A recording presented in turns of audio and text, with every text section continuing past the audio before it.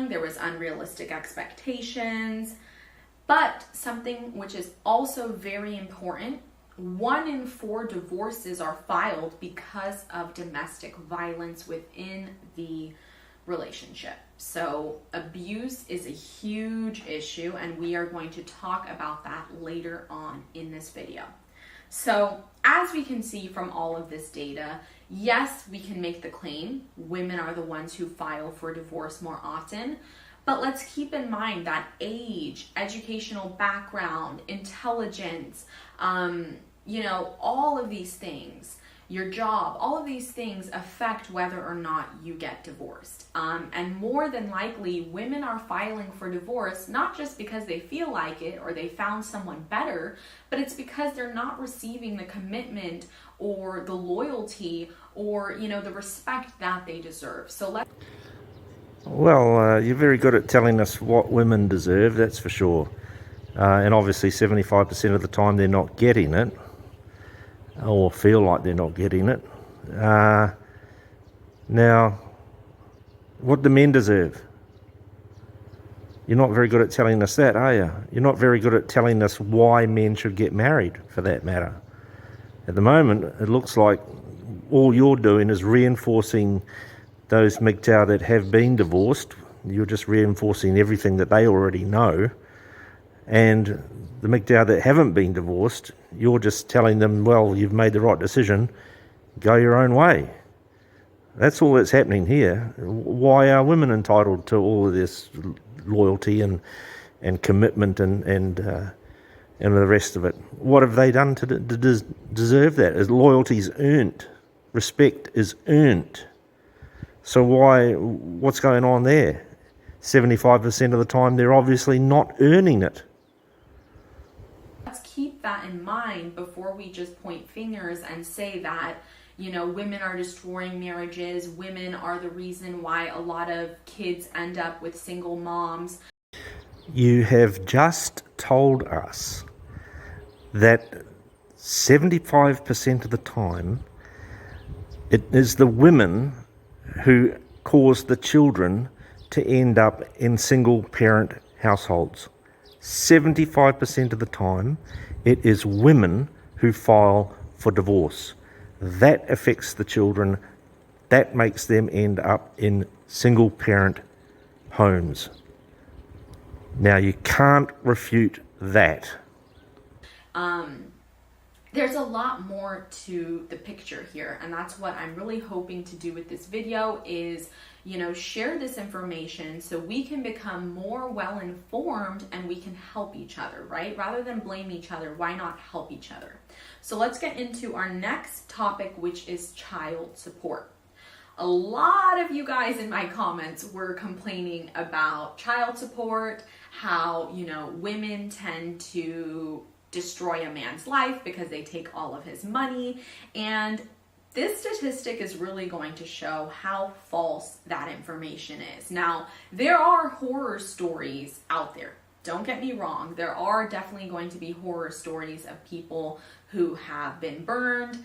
But just keep in mind that the justice system is generally going to make a call on how much someone should pay out their partner, whether it's a man or a woman, based on their income. So if someone is Right, so that's the issue, isn't it?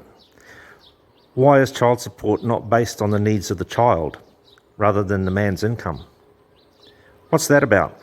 having to pay a really high amount, it's generally because they receive a high salary. But let's talk about averages here.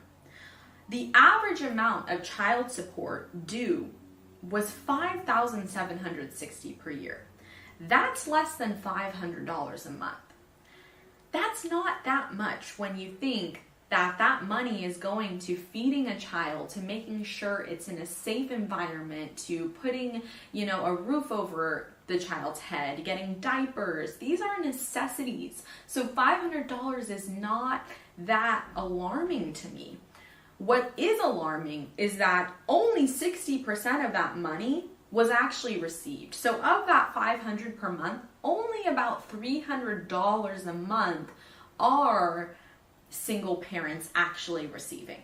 yes, it is true that women are going to be the ones receiving this aid for the most part. 52.7% of single mothers were awarded child support, while 39.6% of single fathers were awarded child support.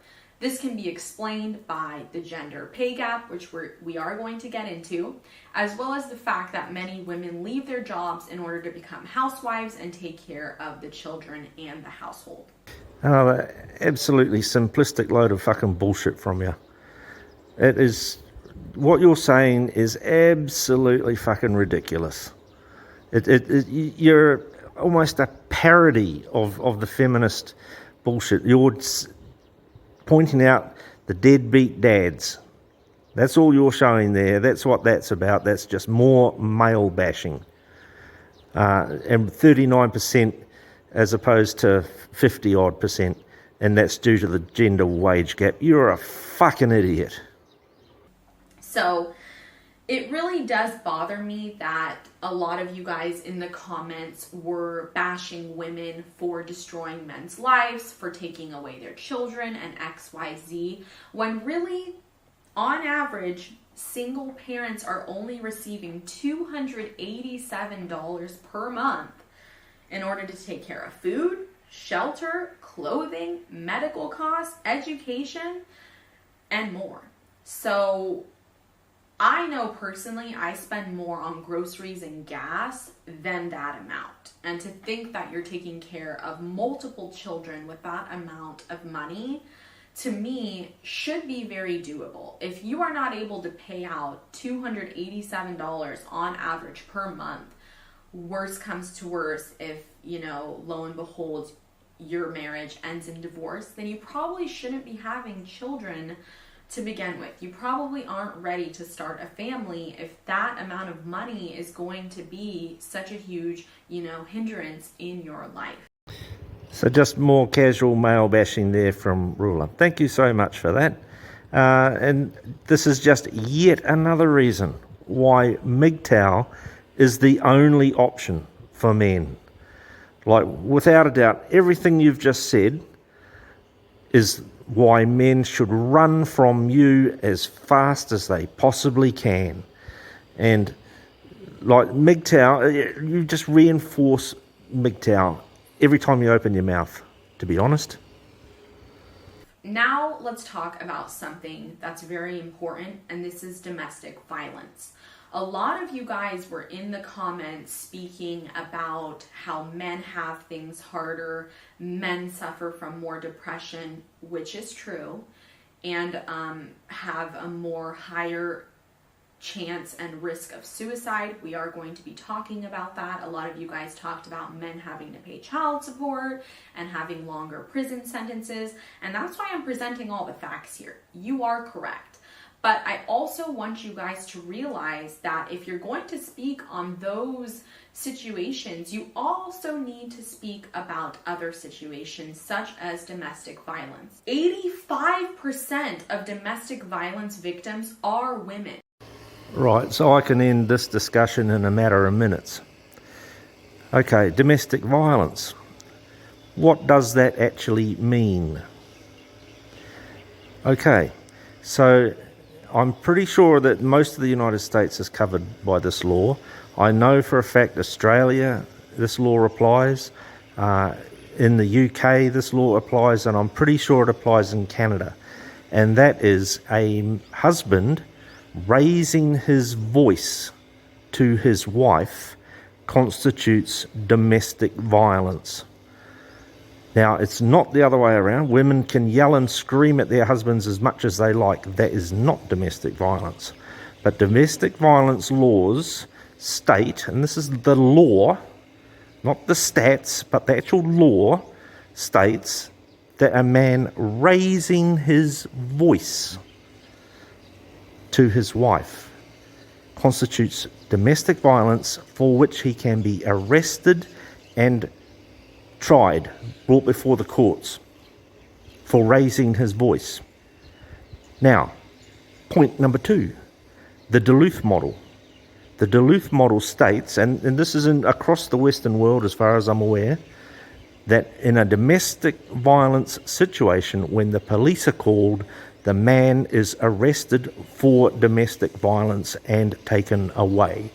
And so when you've got a stat there that says 85% of women are victims of domestic violence, what that stat is from is this inflated domestic violence law that covers everything from assault with a deadly weapon to raising your voice in a heated argument with your wife.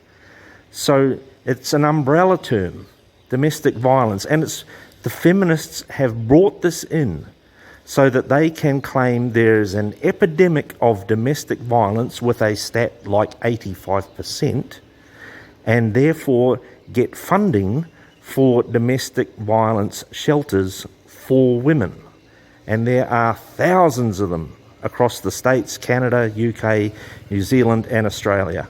And there is a handful of domestic violence shelters for men where male victims of domestic violence can take themselves and their children for shelter from a violent woman.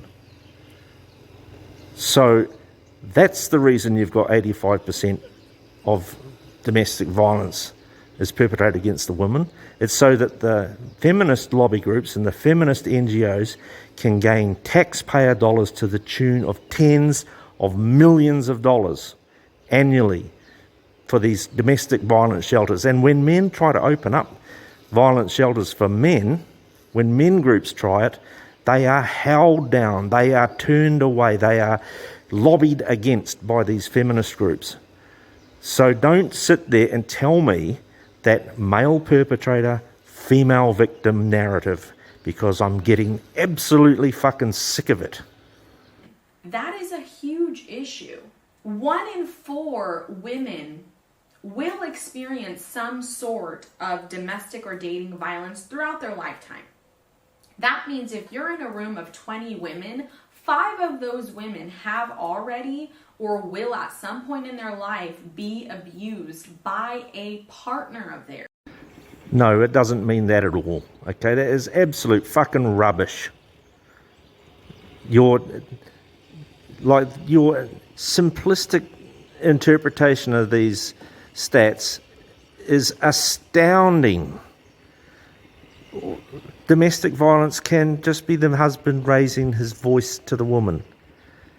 So what, we're supposed to think she's a victim? 1 in 4 of the women in the room is in, 5 of them in 20 have fucking had their husband raise their voice to them? Big fucking deal.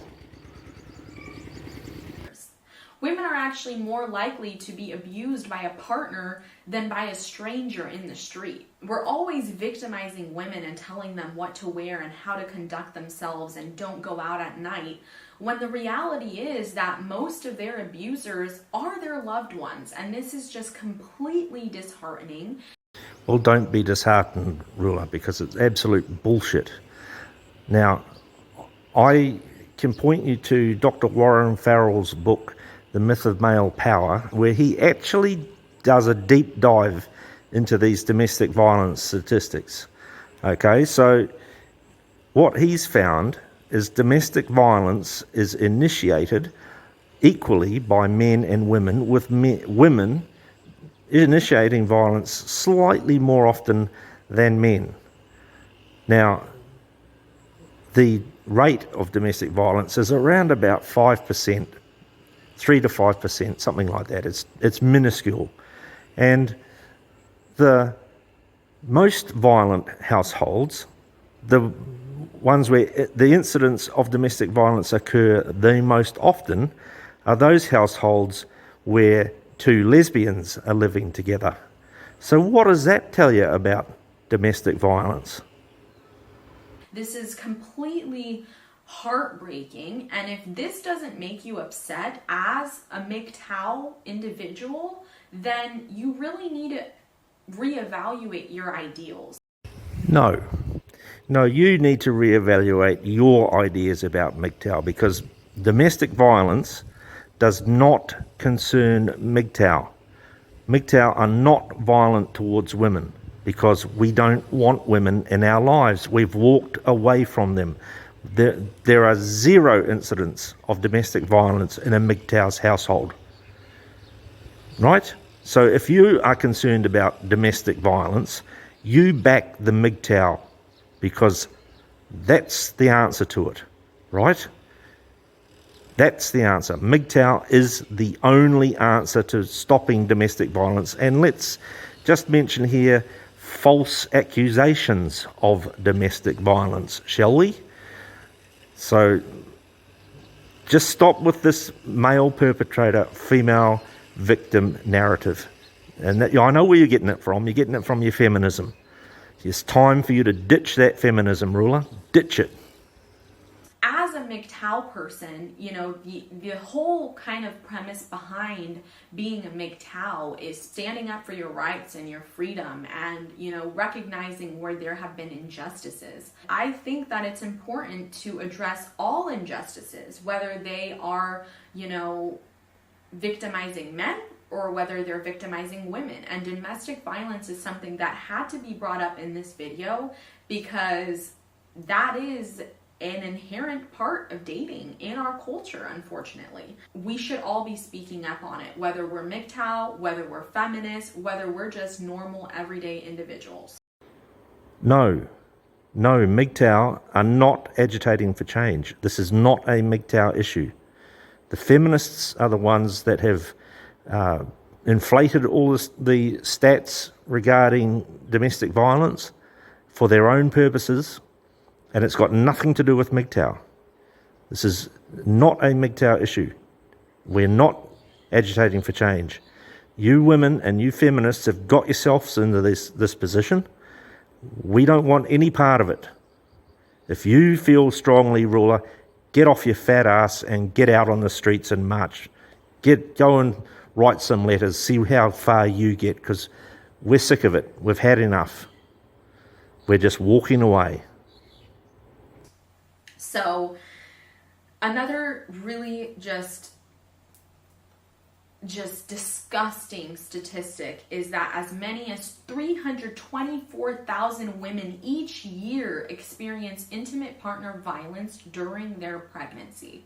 So while a woman is doing her best to raise her baby, you know, her embryo in a healthy and safe environment, she could be, you know, beaten or abused or even raped by a partner. Or she could just be yelled at by her partner, right? You don't know. You're just assuming the worst of men. That's what you're doing here, just assuming the worst of men and taking these stats at face value. No. The answer is MGTOW. To all of these stats that you're putting up here, the only answer is MGTOW. This is just absolutely unacceptable. Domestic violence is the leading cause of injury to women, more than car accidents, muggings, and rapes combined. Why aren't we discussing domestic violence? And why aren't we raising men to be able to deal with their anger and their emotions rather than take that out on women? Look, all of these stats are alarming, I'll give you that, right? 80-odd% domestic violence. If they were true stats, like if they were actually based in reality, do you not think that they would be getting addressed? Do you not think it would be the only topic of discourse in the public realm, in the public sphere? Is there not some sort of disconnect in your brain going on here? Can you not see it? Can you not understand that if what you're saying was based in reality, the issues would be getting addressed? So what does it tell you? Do you honestly think that men are just constantly bashing the crap out of women? Honestly, is that what you think is going on? Where is it happening? What, if it was happening, women would constantly be turning up in the workplace with cuts and bruises and stitches and fucking knives hanging out of their backs and God knows what else. It doesn't happen.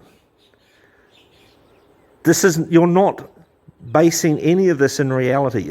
You're imagining the worst of men and the best of women. This is like it is just male perpetrator, female victim. And it suits you to perpetuate that myth because virtue signaling is one of your great abilities, one of your most cherished virtues, I guess. Virtue signaling. This is what this is. It's really just, it's crazy. I mean, it's really hard to even discuss without getting all heated up. And I mean, the next topic that we're going to be talking about is suicide.